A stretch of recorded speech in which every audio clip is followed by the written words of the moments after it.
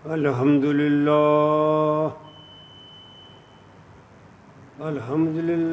نحمده ونستعينه ونستغفره ونؤمن به ونتوكل عليه ونعوذ بالله من شرور أنفسنا ومن سيئات أعمالنا ومن يهده الله فلا مضل له ومن يضلل فلا هادي له ونشهد أن لا إله إلا الله وحده لا شريك له ونشهد أن محمدا عبده ورسوله اللهم صل وسلم على سيدنا ومولانا محمد وعلى آل سيدنا ومولانا محمد مبارک وسلم.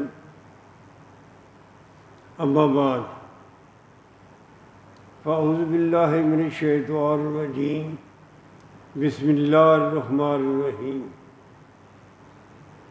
لن تنفعکم ارحامکم ولا اولادکم یوم القیامہ یفصل بینکم واللہ بما تعملون بصیر.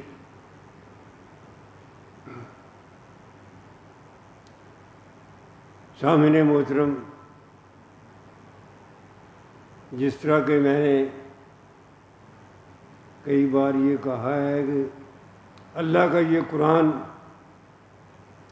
صاحب قرآن صلی اللہ علیہ وسلم کی سیرت بیان کرتا ہے. آپ کے یہ حالات ہیں، جو واقعات تھے، وہ سارے بیان کرتا ہے. آج کی آیت میں پہلے ایک واقعہ سن لیجئے جو پیش آیا، اس کے بعد میں ان آیات کی تشریح کروں گا. واقعہ اس طرح ہے کہ صلح حدیبیہ کے بعد اور فتح مکہ سے پہلے صلح حدیبیہ ہوئی ہے 6 ہجری میں، فتح مکہ ہوا ہے 8 ہجری میں. تو صلح حدیبیہ کیا تھا؟ یہ ایک معاہدہ تھا مسلمانوں کے اور کفار مکہ کے درمیان. اس معاہدے کی ایک شکل یہ تھی کہ 10 سال کے لیے جنگ بندی ہوگی، کوئی حملہ آور نہیں ہوگا. یہ معاہدہ تھا. کفار مکہ نے یہ معاہدہ توڑ دیا، خود ہی توڑا. نبی اکرم صلی اللہ علیہ وسلم کے انہوں نے کہا ٹھیک ہے، توڑ دیا ہے تو ہم بھی بری ذمہ ہے. اس دور میں صلح حدیبیہ اور فتح مکہ کے درمیان مکہ مکرمہ میں سے ایک عورت آئی نبی اکرم صلی اللہ علیہ وسلم کے پاس. وہ آپ کے خاندان کی ایک ملازمہ تھی، غریب عورت تھی، امداد لینے کے لیے آ گئی. نبی اکرم صلی اللہ علیہ وسلم نے اس کی امداد کر دی. جب وہ عورت جانے لگی تو وہاں ایک صحابی تھے، مہاجر صحابی تھے، حضرت عاطب رضی اللہ تعالیٰ عنہ. انہوں نے اس عورت کو ایک خط دیا. یہ واقعہ سننے والا ہے. اس عورت کو ایک خط دیا. خط میں کیا لکھا تھا؟ خط میں یہ لکھا تھا، یہ ایسا معلوم ہوتا ہے کہ نبی اکرم صلی اللہ علیہ وسلم مکہ پر حملہ کرنے کا ارادہ کر رہے ہیں. اس نے خط میں یہ لکھا کہ میرا بال بچہ تو وہاں ہے مکہ میں مدینہ میں ہوں. تو وہاں میرا کوئی قبیلہ نہیں ہے، اس لیے جب یہ حملہ ہوگا تو افراتفری ہوگی تو میرے بچوں کو بچایا جا سکے گا، کفار مکہ اس کو بچائیں گے۔ اس خط کی اطلاع اللہ تعالیٰ نے بذریعہ وحی نبی اکرم صلی اللہ علیہ وسلم کو کر دی۔ خط بڑا خطرناک تھا، بہت ہی خطرناک تھا۔ اگر یہ خط چلا جاتا تو پتہ نہیں کیا ہوتا۔ نبی اکرم صلی اللہ علیہ وسلم کو بذریعہ وحی اس خط کی اطلاع مل گئی۔ چنانچہ آپ نے 3 صحابہ کرام کو، 3 صحابہ، حضرت علی رضی اللہ تعالیٰ عنہ، حضرت زبیر رضی اللہ تعالیٰ عنہ، حضرت مقداد رضی اللہ تعالیٰ عنہ، 3 صحابہ کرام کو اس کے پیچھے روانہ کیا اور یہ کہا کہ فلاں مقام پر پہنچ جاؤ، وہاں تمہیں وہ عورت مل جائے گی، مدینہ سے 12 میل دور۔ ایسا ہی ہوا۔ آپ کی اطلاع کیسے غلط ہو سکتی تھی؟ وہاں وہ 3 صحابہ کرام پہنچ گئے اور اس کو پا لیا۔ اسے کہا بھی خط ہمیں دے دو، تمہارے پاس خط ہے۔ اس نے کہا میرے پاس تو کوئی خط نہیں ہے۔ انہوں نے فرمایا دیکھو تمہارے پاس خط ہے، یہ ہمیں اطلاع مل گئی ہے، تم آرام سے خط ہمیں دے دو، ورنہ ہمیں تمہیں سارے کپڑے اتار کے تمہیں ننگا کر کے بھی خط لے لیں گے۔ کیونکہ انہیں تو یقین تھا کہ نبی اکرم صلی اللہ علیہ وسلم کی اطلاع غلط نہیں ہو سکتی۔ جب اس عورت کو یقین ہو گیا کہ مجھے یہ چھوڑیں گے نہیں، تو اپنی اس نے چوٹی سے بالوں کے اندر وہ خط نکالا۔ خط میں یہی بات لکھی تھی کہ نبی اکرم صلی اللہ علیہ وسلم غالباً مکہ پر حملہ کر دیں گے۔ وہ خط لے کر واپس آ گئے، اس عورت کو چھوڑ دیا۔ اب ظاہر ہے کہ یہ ایک بڑی خطرناک بات تھی، اور خطرناک بات بھی کون کر رہا ہے کہ صحابی رسول کر رہے ہیں۔ اور صحابی رسول کون ہے؟ وہ بدری صحابہ ہے۔ تو جب یہ خط دیکھا گیا، پڑھا گیا، حضرت عمر رضی اللہ تعالیٰ عنہ وہاں موجود تھے،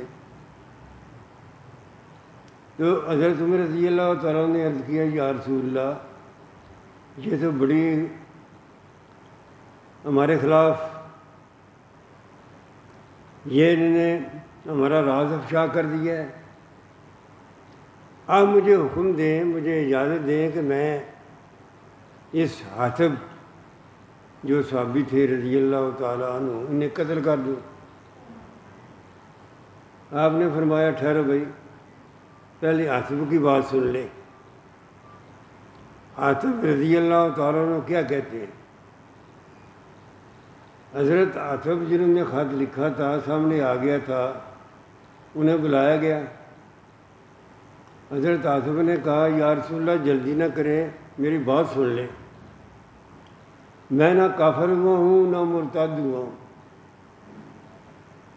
میں نے صرف اس خیال سے اپنے بال بچوں کی حفاظت کے لیے یہ خط لکھ دیا تھا، یہ میری غلطی ہے، ورنہ میں اندر سے بالکل مسلمان ہوں۔ تو نبی کریم صلی اللہ علیہ وسلم نے فرمایا کہ آپ سچی بات کر رہے ہیں، بات تو ایسی ہی ہے۔ پھر نبی کریم صلی اللہ علیہ وسلم نے یہ بھی فرمایا کہ تم نے بات تو بڑی غلط کی ہے، تمہارا فعل جو ہے یہ بڑا خطرناک ہے، یہ جاسوسی کا فعل ہے، جاسوس کی سزا قتل ہوتی ہے، لیکن تمہاری نیت ٹھیک معلوم ہوتی ہے، تم بات ٹھیک کر رہے ہو، تم ہیں بھی مسلمان اور بدری صحابہ ہو۔ پھر حضرت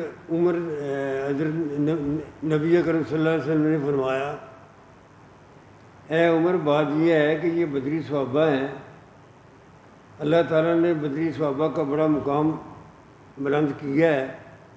ہو سکتا ہے کہ قیامت کے دن اللہ تعالیٰ نے بدری صحابہ ہونے کی بنیاد پر معاف کر دے. چنانچہ نبی اکرم صلی اللہ علیہ وسلم کو تنبیہ کر کے اس کو وارننگ دے کے چھوڑ دیا. یہ واقعہ تھا. اب اس واقعے سے جو بات نکلتی ہے نا، وہ 3 باتیں ہمیں ان پر ڈسکس کرنا ہے، اس کو تشریح کرنی ہے. 3 کون سی باتیں ہیں؟ پہلی بات تو یہ ہے کہ نبی اکرم صلی اللہ علیہ وسلم نے اس صحابی کی انکوائری کی، اوپن انکوائری کی، خفیہ انکوائری نہیں کی. ان کو الگ کمرے میں نہیں لے گئے، ان کی الگ انکوائری نہیں کی. تو دین اسلام میں یہ بات طے شدہ ہے کہ جو لوگ ہمارے یہ قانون دان جو ہے، یہ حکومتیں اس طرح کرتی ہیں، کسی کو الگ کمرے میں لے جاتی ہیں، وہاں اس کے ساتھ پتہ نہیں کیا کرتی ہیں، یہ بات غلط ہے. صحیح بات جو ہے وہ نبی اکرم صلی اللہ علیہ وسلم کی سنت یہ ہے، اگر آپ کے سامنے کوئی مجرم آ گیا ہے، ملزم آ گیا ہے جس پر کوئی الزام ہے، تو اس کی انکوائری اوپن ہونی چاہیے. پہلی بات تو یہ. دوسری بات یہ ہے کہ انکوائری کرتے وقت بظاہر اس آدمی کا جرم بہت زیادہ ہو. اب ظاہر ہے کہ بظاہر تو جرم بہت زیادہ ہے جس چیز کا اس نے کام کیا ہے، اور اگر کفار مکہ کو پہلے پتہ چل جاتا اور نبی اکرم صلی اللہ علیہ وسلم حملہ کر دیتے مکہ پر، تو بڑا کچھ تو خون ہونا تھا، بڑا کچھ تو خون ہونا تھا. تو یہ واقعی معاملہ تو بڑا خطرناک تھا. لیکن نبی اکرم صلی اللہ علیہ وسلم کے عمل سے جو چیز دوسری ثابت ہوتی ہے وہ یہ ہے کہ جب کسی پر الزام لگتا ہے تو اس کو صفائی کا موقع دینا چاہیے. بعض اوقات اس کی غلطی واقعی بہت بڑی غلطی ہوتی ہے، منافقانہ غلطی ہوتی ہے، اور بعض اوقات اس کی نیت ٹھیک ہوتی ہے، اس کی غلطی اجتہادی غلطی کہہ لیں یا تھوڑی معمولی غلطی کہہ لیں. مطلب یہ ہے کہ ایک منافق کی غلطی اور ایک سچے مومن کی غلطی میں بڑا فرق ہے. یہ تو انکوائری سے معلوم ہوگا نا، ویسے کیسے معلوم ہوگا؟ تو آپ نے انکوائری کی. دوسری بات سے یہ ثابت ہوتی ہے کہ بظاہر جو بڑا بھی الزام ہو، لیکن انکوائری کرنے سے اگر ثابت نہ ہو اس طرح کا الزام، اس کی شدت، تو اس کو اس طرح کی سزا نہیں دی جا سکتی. یہی حضرت آدم رضی اللہ تعالیٰ عنہ کے معاملے میں بات یہ ہے کہ ان کو تنبیہ تو کر دی گئی، وارننگ بھی دے دی گئی، لیکن تاریخ یہ بتاتی ہے کہ نبی اکرم صلی اللہ علیہ وسلم نے انہیں کوئی سزا نہیں دی، چھوڑ دیا. یہ ایک پہلی بات تو یہ ہے. دوسری بات یہ ہے کہ صحابہ کرام رضی اللہ تعالی عنہم جو قیامت تک کے لیے سب سے بلند مقام ہے ان کا، یہ بات ٹھیک ہے. ہمارا یہ عقیدہ ہے کہ صحابہ کرام رضی اللہ تعالی عنہم، ان کا مقام دنیا کے کسی بھی ولی سے، کسی بھی بہت بڑے آدمی سے بڑا ہوتا ہے. ایک وہ بندہ جس نے آپ کو دیکھا ہے، آپ کو سنا ہے اور آپ سے باتیں کی ہیں، چاہے 2 مہینے کی اس کی مدت ہو، تو صحابی تو ہے نا. تو صحابی کا مقام بہت بڑا ہوتا ہے. لیکن جو قرآن سے چیز ثابت ہوتی ہے، صحابہ کرام معصوم من الخطا نہیں ہوتے. صحابہ کرام بھی غلطی کر سکتے ہیں، معصوم عن الخطا صرف انبیاء ہوتے ہیں، اللہ تعالیٰ ان کو ہر غلطی سے محفوظ رکھتا ہے، لیکن صحابی جو ہیں یہ غلطی کا کرنے کا امکان ہوتا ہے، چاہے چھوٹی غلطی ہو چاہے بڑی غلطی ہو، لیکن اس غلطی سے ان کی صحابیت میں کوئی فرق نہیں آتا۔ انسان ہے، بڑے اچھے انسان ہیں، بڑے بلند مرتبہ انسان ہیں، لیکن ان کی غلطی کو غلطی ماننا پڑے گا۔ ہم یہ نہیں کہہ سکتے کہ انہوں نے غلطی کی نہیں ہے۔ یہ دیکھیں اسی قرآن پہ اللہ تعالیٰ نے صدیوں سے ایک صحابی کی غلطی کو نہ صرف بیان کیا ہے بلکہ اس طرح بیان کیا ہے یہ قیامت تک کے لیے، جب تک یہ قیامت نہیں آتی یہ قرآن پاک میں یہ آیت موجود رہے گی اور مسلمان اس کو تلاوت کرتے رہیں گے اور حضرت عاتب رضی اللہ تعالیٰ عنہ کی غلطی کو بیان کرتے رہیں گے، سنتے رہیں گے۔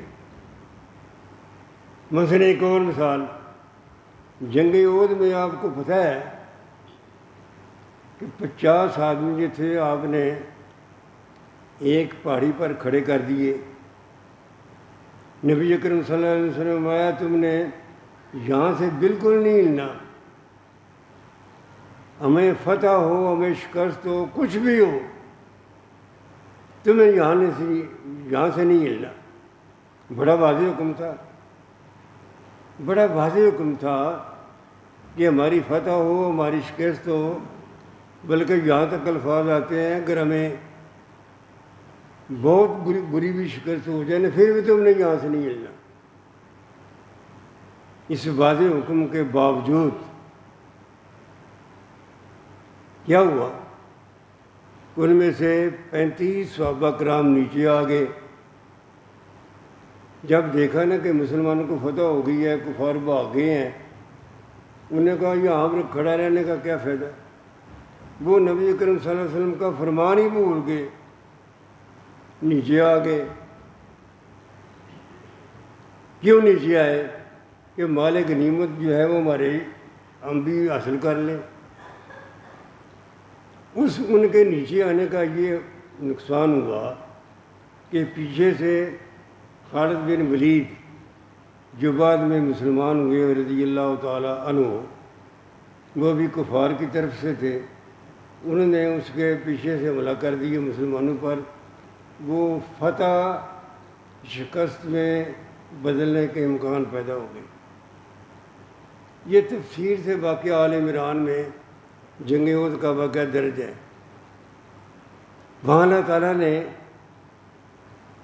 ان کی غلطی کو بیان بھی کیا ہے، لیکن چونکہ نیت صاف تھی، ایک اجتہادی غلطی تھی، اس لیے اللہ تعالیٰ نے ان کو معاف بھی کر دیا ہے۔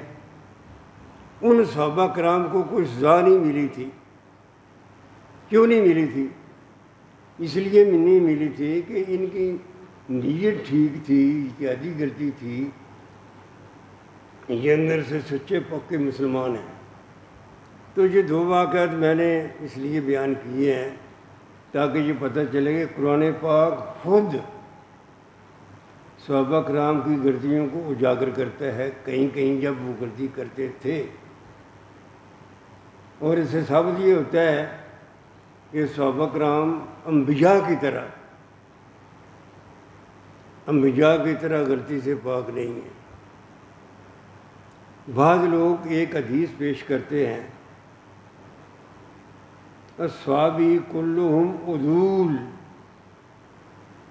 میرے صحابی سارے عادل ہیں۔ یہ حدیث بھی ٹھیک ہے،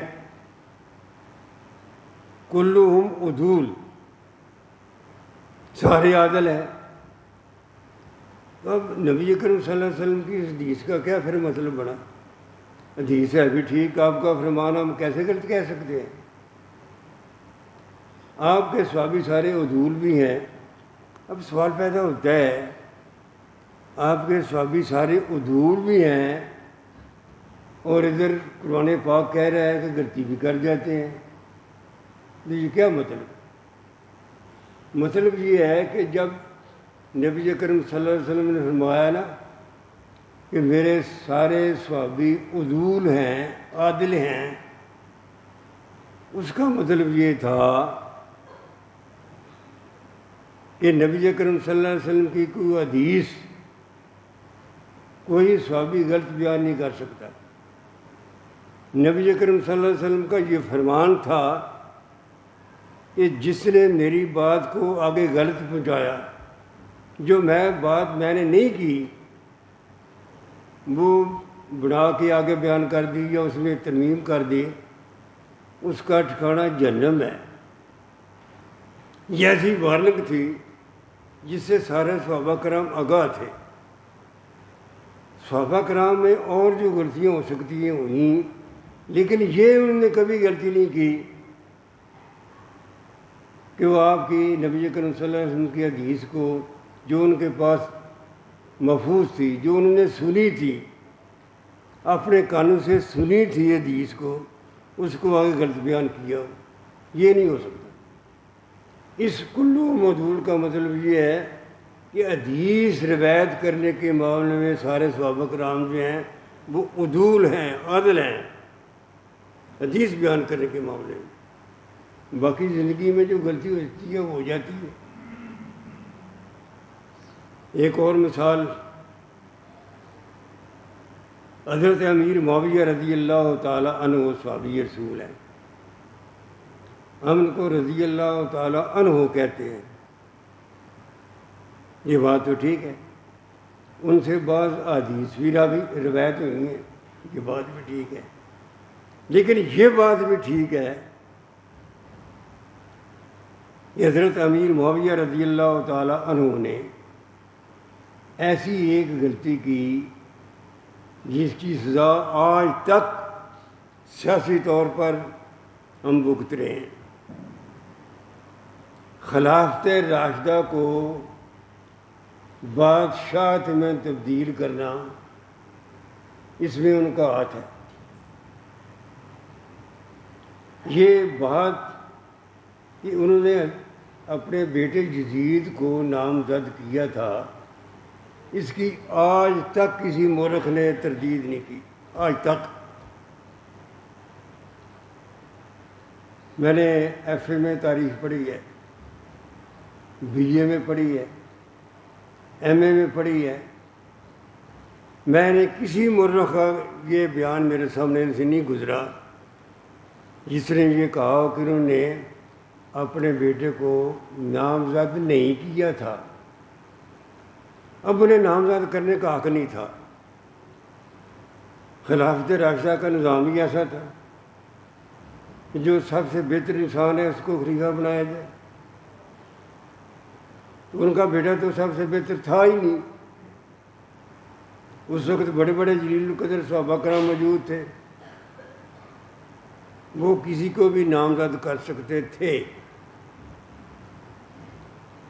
دین اسلام کی خاطر، مسلمانوں کے مفاد کی خاطر کر سکتے تھے، لیکن انہوں نے اپنے بیٹے کو نامزد کر دیا۔ اور میں اکثر یہ بات کہتا ہوں، اب تاریخی بات ہے، تھوڑی سی میں بیان کر دوں، میرا موضوع تو اور ہے کہ یزید کے بعد ان کا بیٹا بنا، اس کا نام بھی معاویہ تھا رضی اللہ تعالیٰ عنہ۔ وہ اس معاویہ نے 4-5 ماہ کے بعد اس نے کہا کہ میں اس کرسی پر نہیں بیٹھ سکتا جس کرسی کے نیچے حسین کا خون ہے، یہ کرسی غلط طریقے سے لی گئی ہے۔ انہیں وہ دستبردار ہو گئے، اقتدار چھوڑ دیا۔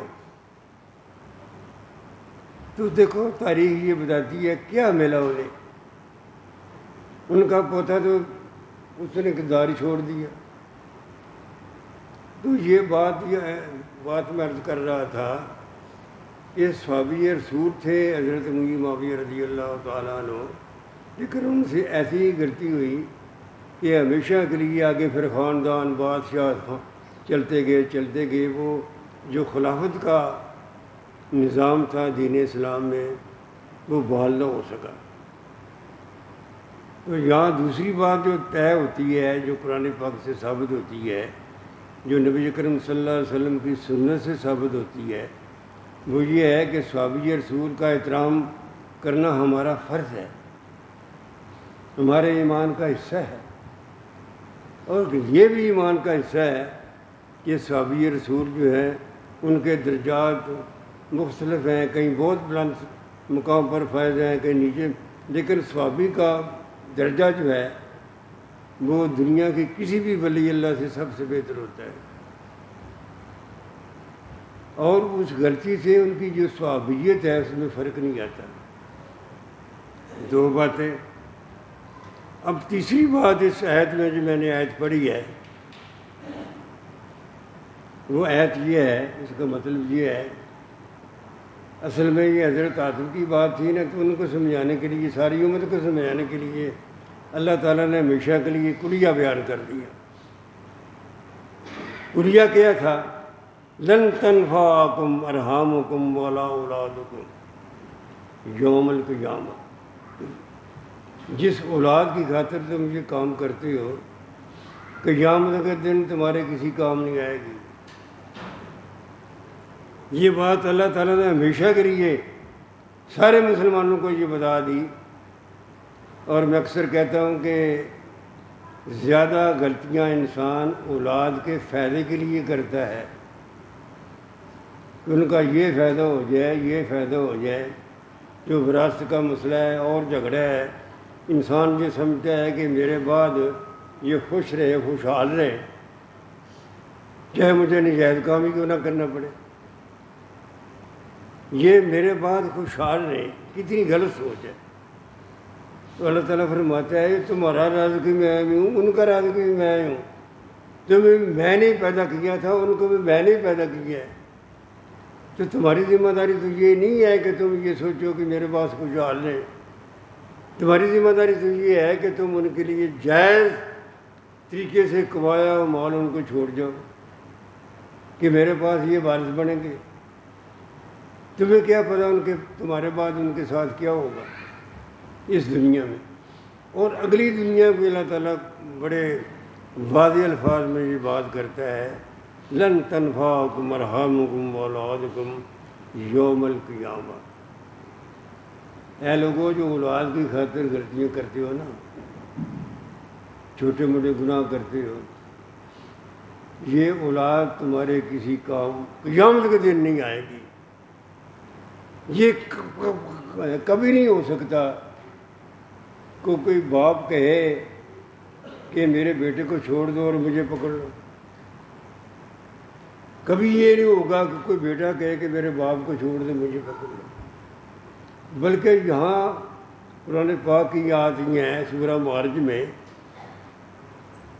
وہاں تو انسان کی ذہنی کیفیت یہ بن جائے گی، اللہ اللہ، جب یہ سچی بات ہے، یہ آیات پڑھی جاتی ہے تو آدمی کانپ جاتا ہے۔ آدمی یہ کہے گا یا اللہ سب کچھ فدیہ میں لے لیا جائے، میری اولاد بھی لے لی جائے، میرے ماں باپ سب کچھ لے لیا جائے، مجھے چھوڑ دیا جائے۔ اور ایک ہے کہ دنیا جہان کی دولت بھی فدیے میں دے دی جائے تو مجھے چھوڑ دیا جائے۔ یہ مثالیں ہیں سمجھانے کے لیے کہ وہ دن ایسا ہوگا کہ کوئی رشتہ کسی کے کام نہیں آئے گا۔ کام کیا آنا ہے؟ کسی کو ہوش نہیں ہوگی، کوئی بیٹا اپنے باپ کو پہچانے گا ہی نہیں، اپنی اپنی بڑی ہوگی۔ تو اللہ تعالیٰ یہی وہ بات ہے جس کو صحابہ کرام رضی اللہ تعالیٰ عنہ، خاص طور پر یہ بڑے بڑے صحابہ کرام تھے، میں نے پچھلی جمعہ میں مثال دی تھی، انہیں پتہ تھا نا، قرآن پاک کا مطالعہ وہ کرتے تھے کہ رب کے ہاں بعض پرس معمولی نہیں ہے، رب کے ہاں بعض پرس معمولی نہیں ہے۔ تو تیسرا پوائنٹ جو سے ایسے نکلتا ہے وہ یہی ہے پہلے 2 پوائنٹ میں نے عرض کر دیے ہیں. تیسرا پوائنٹ یہ ہے کہ ہر آدمی اپنے ذاتی حیثیت سے، اجتماعی حیثیت سے نہیں، اپنی ذاتی حیثیت سے جواب دہ ہے اللہ کے ہاں، ذاتی حیثیت سے. اللہ تعالیٰ فرمایا کہ تم نے کیا ہے. تو اللہ تعالیٰ ہمیں معاف کرے، ہمیں اس بات کی توفیق دے کہ ہمارے سامنے یہ بات پیش نظر رہے اور رہنی چاہیے. اس میں ہمارا فائدہ ہے. یہ یہاں دنیا میں بھی اللہ ہمیں دیکھ رہا ہے، سب کچھ جانتا ہے، اور آخرت میں بھی ہم اس کے سامنے جواب دہ ہیں. اللہ تعالیٰ وہاں میں کامیاب کرے. وما علینا الا البلاغ المبین.